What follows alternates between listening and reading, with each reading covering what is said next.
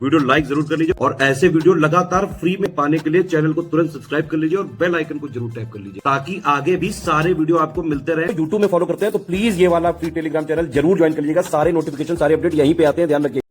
Hello everyone, welcome to study for civil services. I am Ichha Mishra और ये video series हमारी UPPSC mains में जो आपके जीएस 5 और 6 ऐड हुए हैं उन्हीं की चल रही है और उसी क्रम में हम जीएस 5 के पॉइंट 8 जो है हमारे सिलेबस का उसको कर रहे हैं क्वेश्चन आंसर्स के माध्यम से। ये हमारी बाइलिंगुअल सीरीज़ है, अगर आप इंग्लिश मीडियम के हो या हिंदी मीडियम के, दोनों लोग ही इससे बेनिफिट ले सकते हैं।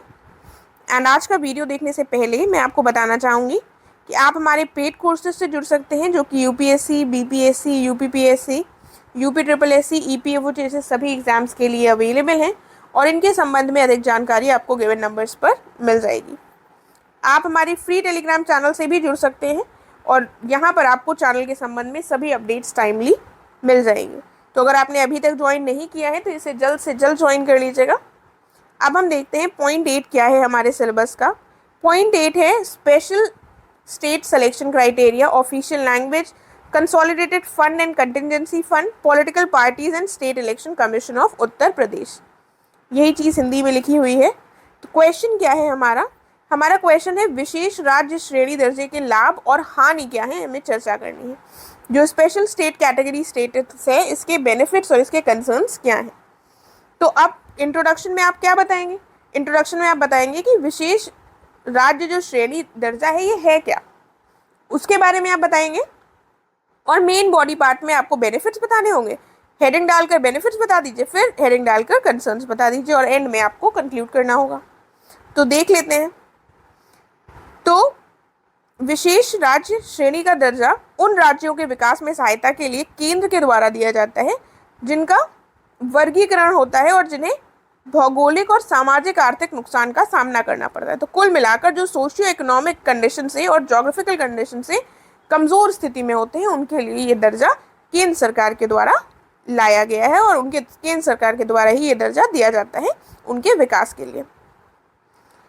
थोड़ा सा और बता दीजिए, थोड़ी सी यहाँ पर डिटेल आप देख सकते हैं। ये जो वर्गीकरण है ये 1969 में 5वें वित्त आयोग की सिफारिशों पर किया गया था, ये जो क्लासिफिकेशन है। और इस प्रकार का दर्जा प्राप्त करने के लिए संबंधित राज्यों को कुछ रिक्वायरमेंट्स की ज़रूरत होती है कि अगर वो ये फुलफिल कर रहे होंगे तो उनको ये दर्जा मिल जाएगा। तो ये रिक्वायरमेंट्स क्या हैं? रिक्वायरमेंट्स हैं पहाड़ी और दुर्गम क्षेत्र होने चाहिए, उनमें जनसंख्या घनत्व यानी कि पॉपुलेशन डेंसिटी जो हो वो काफ़ी कम होनी चाहिए और वहाँ पर जनजातीय आबादी का एक बड़ा हिस्सा होना चाहिए। या तो जनसंख्या घनत्व कम हो और साथ में या फिर एडिशनल और का पॉइंट भी है और या का भी पॉइंट है, ठीक है। दोनों चीज़ें भी हो सकती हैं या फिर एक पॉइंट भी हो सकता है। ट्राइबल पॉपुलेशन होनी चाहिए वहाँ पर, ठीक है।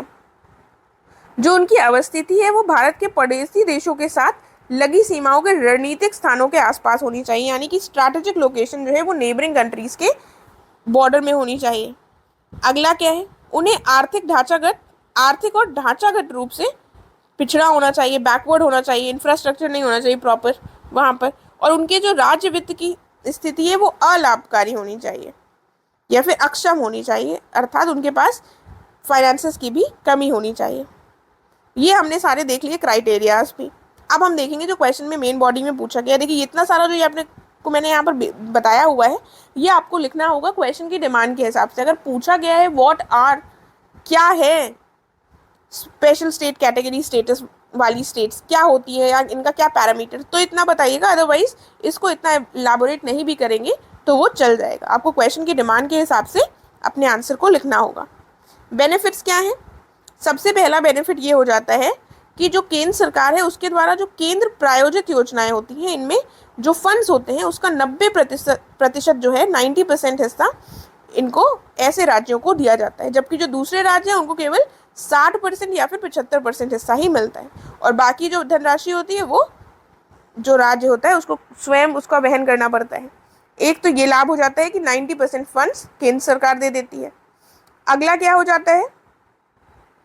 अगला हो जाता है कि किसी अगर विशेष वित्तीय वर्ष में इन राज्यों की जो फंड्स है, धनराशि है, ये खर्च नहीं हो पाती है तो उनकी शेष धनराशि जो बचती है वो कालातीत ना होकर भविष्य में भी उपयोग किए जाने योग्य बनी रहती है। अर्थात जो फंड्स बच जाते हैं उनके तो वो लैप्स नहीं होंगे, वो फ्यूचर में भी यूज़ किए जा सकते हैं।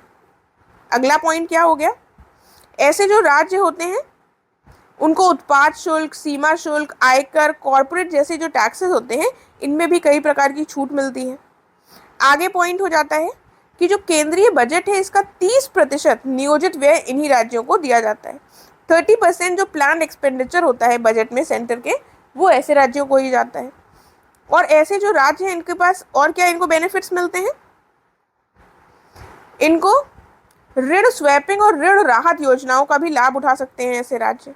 और इन राज्यों को उस केंद्रीय निधि में तरजीह मिलती है जिसे विभिन्न राज्यों में विकास परियोजनाओं हेतु जारी किया जाता है। इनका बेसिकली सरकार इनकी इन तरीकों से मदद करती है ताकि ये जो राज्य हैं वो पिछड़े ना रहें और इनमें विकास हो सके। तो ये सारे बेनिफिट्स मिल जाते हैं इन लोगों को।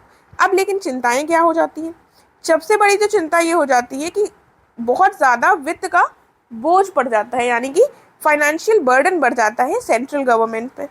दूसरा क्या हो जाता है कि जो अन्य राज्य हैं वो भी कहने लगते हैं कि हमको भी ये दर्जा चाहिए, जैसे कि आंध्र प्रदेश, उड़ीसा, बिहार, ये सारे राज्य ये दर्जा प्राप्त करने के लिए समय समय पर मांग करते रहे। तो ये हमारे सामने इनके संबंध में चिंताएं दिखाई देती हैं। अब लेकिन हम यहाँ पर कंक्लूजन में क्या कह सकते हैं, चिंताएं भी हमने देख ली, अब कंक्लूजन में हम कह सकते हैं जो राज्य है इसको अपनी क्षमता का आकलन करना चाहिए और केंद्र के समर्थन पर निर्भर रहने के बजाय अपने विशेष संसाधनों का लाभ उठाने का प्रयास करना चाहिए। अर्थात अब सेंट्रल गवर्नमेंट पर अगर बर्डन बने रहेंगे राज्य, तो सेंट्रल गवर्नमेंट पर फाइनेंशियल रिस्पॉन्सिबिलिटी, फाइनेंशियल बर्डन बढ़ेगा जो हमारे देश के लिए अच्छा नहीं है।